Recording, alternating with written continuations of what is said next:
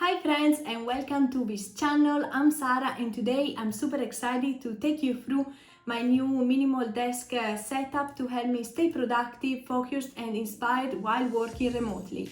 Ultimately, I'll share with you some tips on how to organize your suitcase to make sure you bring with you only the essentials for your remote work. If you're new here, consider subscribing so you don't miss any upcoming episode, and you also help the YouTube algorithm showing this video to more people.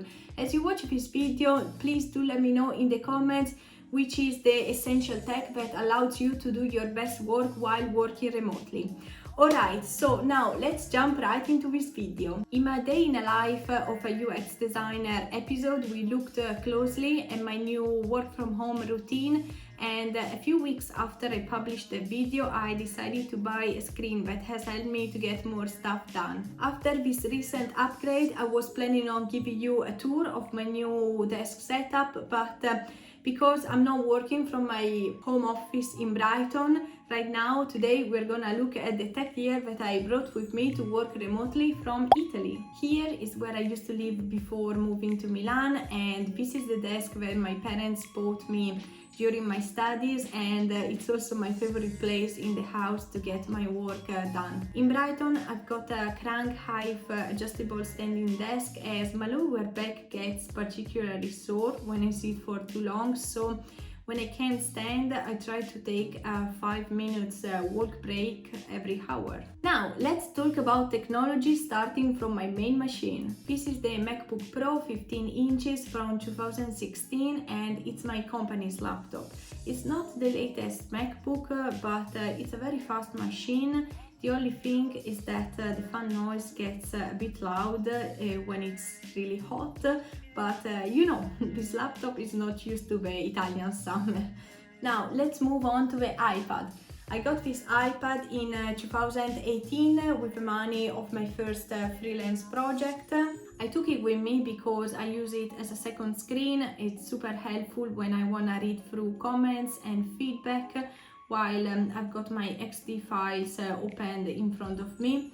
I also use this iPad for sketching, checking my socials, so watching YouTube, Netflix or whatever. So basically, if I've got a small task to do, but I want to take a break from my laptop, there we go.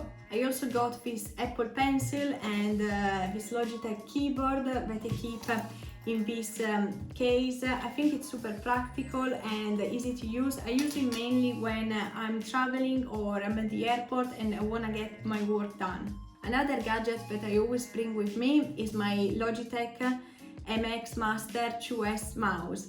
I love this mouse because it's super nice to use and customizable. Basically, every button can be set to run different keyboard commands based on the app you're using.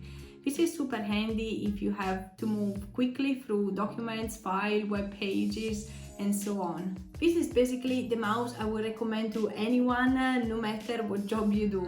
If you have regular video calls or you work in cafes or co-working spaces, you probably know how important it is to have a good pair of earphones with you. And this is probably my favorite gadget of this video because I can also use it outside of work.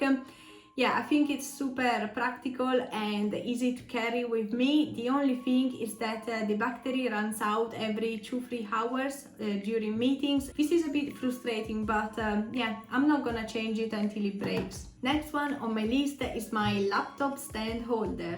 I got it on Amazon for less than £15, and I always carry it with me as it doesn't take too much space in my bag, and it helps me keep a good posture as the screen is in front of me and I don't have to look down and bend my neck. Here is where I keep all my documents, videos, and basically anything that I need for my freelance or side projects are here. It's called My Passport SSD from Western Digital and is a portable storage perfect for traveling as it's small, light and easy to carry.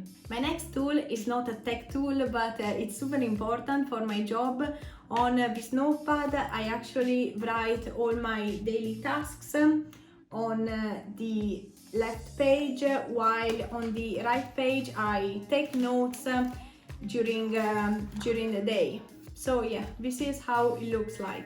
I like having all my to-dos in front of me with all the actions I need to take, so at the end of the day I make sure I've done all the things I've planned to do in the morning. I've also decided to take my pencil case with some sticky notes and some Sharpies, because when I've got my stationery with me, I'm more in the zone and I feel more at work, if you know what I mean. Now I'm gonna show you my suitcase.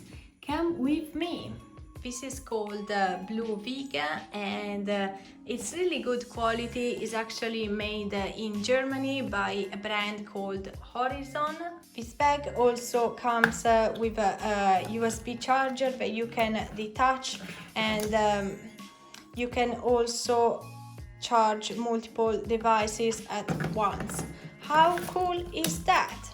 This is how the suitcase looks from the inside. So here is where I keep my laptop with all my tech gear. We also have some pockets with some cables. This is super practical. And here I keep all my clothes, shoes or whatever. So yeah, this is how I organize my suitcase. And obviously we can also close, if I can show you. Here we got a combination so we can make sure that nobody can open our suitcase.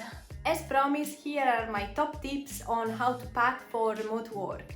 First, make a checklist with all the things you need, such as clothes, gadgets, accessories, and so on. Keep all the items in separate groups or categories. Second, if you're visiting a foreign country, don't forget to bring a travel adapter with you. Third, if the battery of your phone or laptop runs out quickly, put a small lightweight power bank in your bag. Fourth, bring only lightweight items such as a tote bag for your laptop, a raincoat, a foldable water bottle, and so on.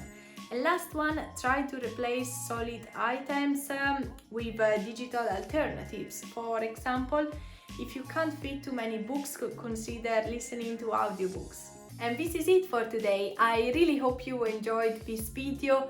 Please let me know in the comments what your must-haves for remote work are and what do you struggle the most while working outside your usual workplace. Also, if you liked this video, leave a like, hit the subscribe button, as it really helps the YouTube algorithm showing this video to more people.